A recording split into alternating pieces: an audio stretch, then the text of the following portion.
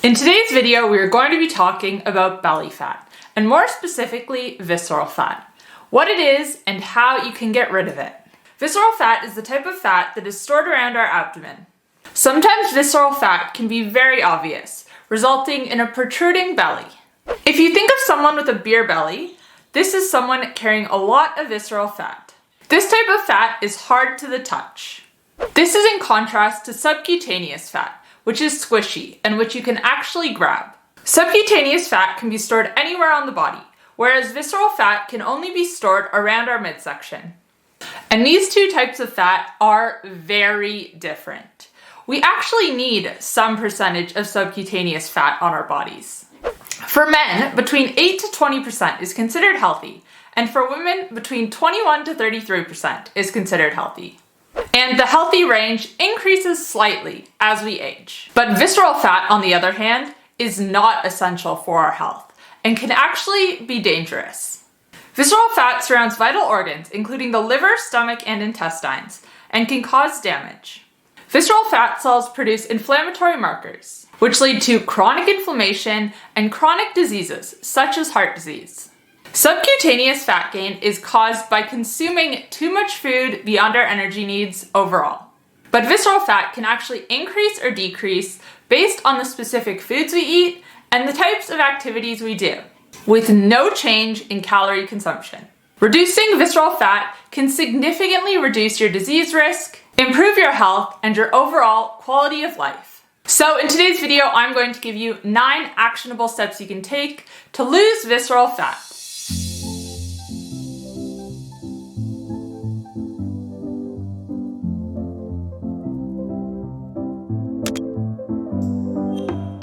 Hey guys, welcome back to my channel. If you're new here, my name's Kate. I'm a health coach and I post videos on a high-fat, nutrient-dense way of eating. If you like this video, please give it a thumbs up, feel free to share, and make sure to subscribe. And make sure to follow me on Instagram, Twitter, and Facebook, where I share new posts every single day. Okay, now before we get into the steps you can take to reduce visceral fat, I want to get one thing out of the way. Visceral fat is not as simple as calories in, calories out.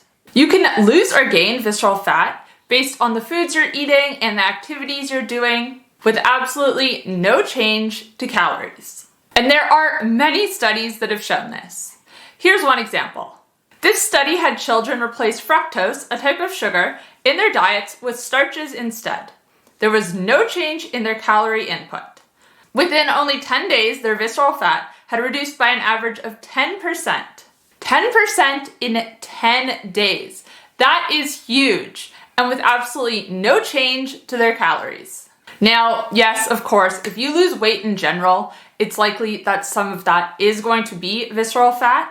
But if you want to target visceral fat specifically, if this is an area you struggle with, then follow these tips for fast results. And make sure to stick around until the end, because number 9 might surprise you. Number 1, cut out soft drinks. I figured we would start with this tip because I just mentioned the study where the children swapped fructose with starches and saw a significant reduction in visceral fat. And one of the top, if not the top, source of fructose in modern diets is soft drinks. So what is fructose? Fructose is a type of simple sugar that makes up 50% of table sugar and is also found naturally in fruit.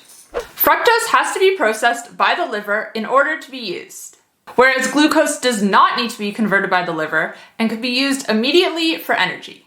Excess fructose tends to get stored as visceral fat, whereas excess glucose tends to get stored as subcutaneous fat.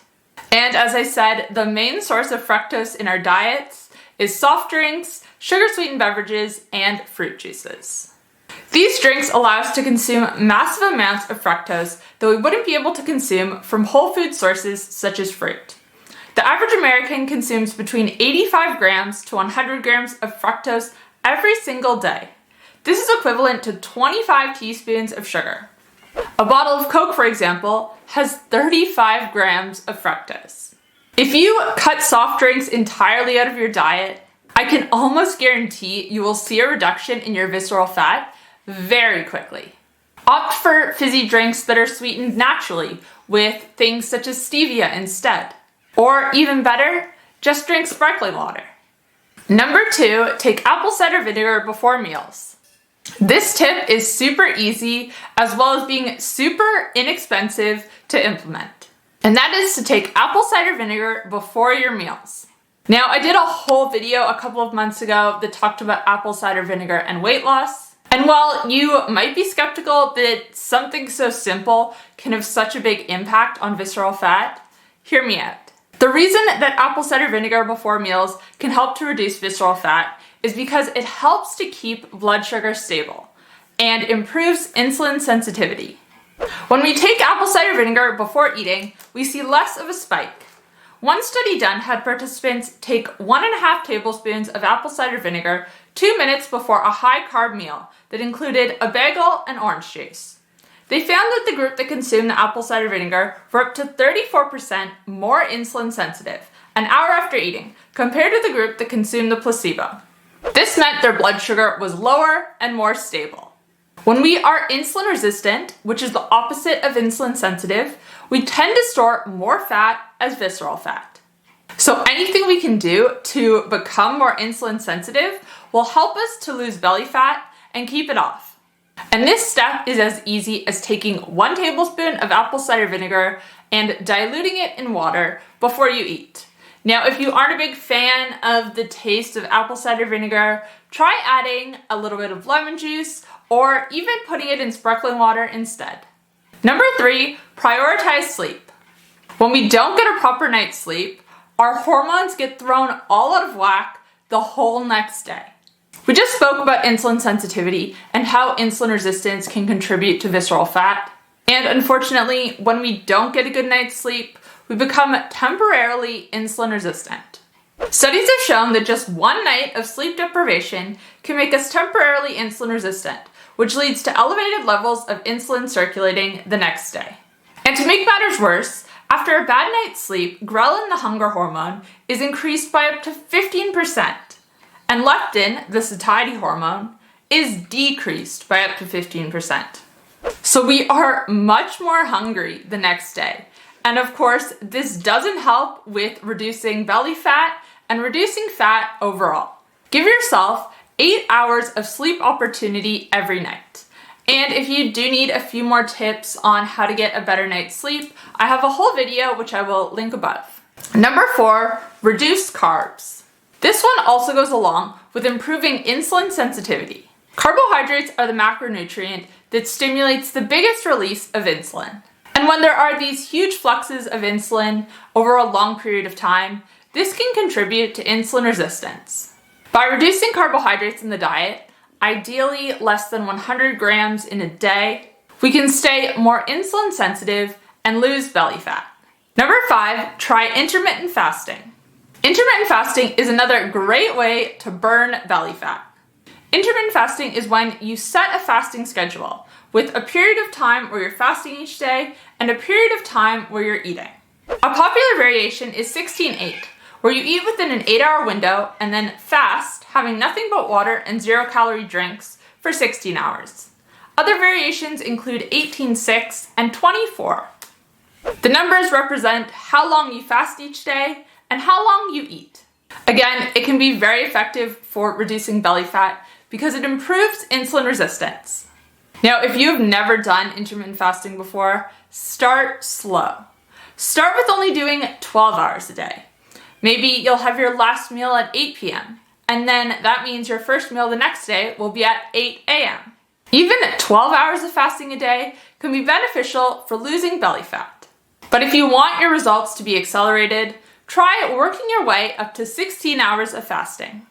Number 6, sprint. Okay, this one is really interesting. Doing sprint training, also known as high-intensity interval training, can really help to reduce visceral fat. Sprinting triggers the body to release high levels of a certain group of hormones, which drive the release of visceral fat. The gist of this is, you want to be putting in maximal efforts for short bursts. This doesn't have to be running. You can do sprints on a rowing machine, a stationary bike, any form of cardio equipment really. The aim is not duration here. A sprinting or HIIT session can last less than 10 minutes and that can be extremely beneficial. The goal is to be putting in maximal effort. As soon as you are no longer able to do that, you are not going to be getting the same visceral fat burning effects. So that might mean only doing 3 or 4 100-meter sprints. And make sure you are getting adequate rest in between. Number 7, reduce alcohol. Visceral fat is also highly associated with excess alcohol consumption. Like fructose, alcohol has to be processed by our liver. Like fructose, alcohol has to be processed by our liver, and excess consumption can result in more fat being stored in our abdomen. Studies have shown that those who drink more alcohol also have the largest waist circumference. And I think that most people do know that alcohol has this effect because we often refer to this type of fat accumulation as a beer belly. So cutting back on your alcohol consumption can really help to reduce visceral fat. Number 8, quit smoking. Smoking has also been shown to increase visceral fat, but not subcutaneous. This is another example of how it is not about calories. 2 people can be eating the same thing, have the same exercise routine, but if one of them is a smoker, they are going to have more visceral fat. And there are 1,000,001 reasons why you shouldn't smoke. I'm sure if you're a smoker, you've heard them all before, but visceral fat is yet another to add to the list. Number 9, increase stearic acid. So in the same way that swapping fructose in our diet for starch can help to reduce visceral fat, swapping certain types of fat for stearic acid instead can have the same effect.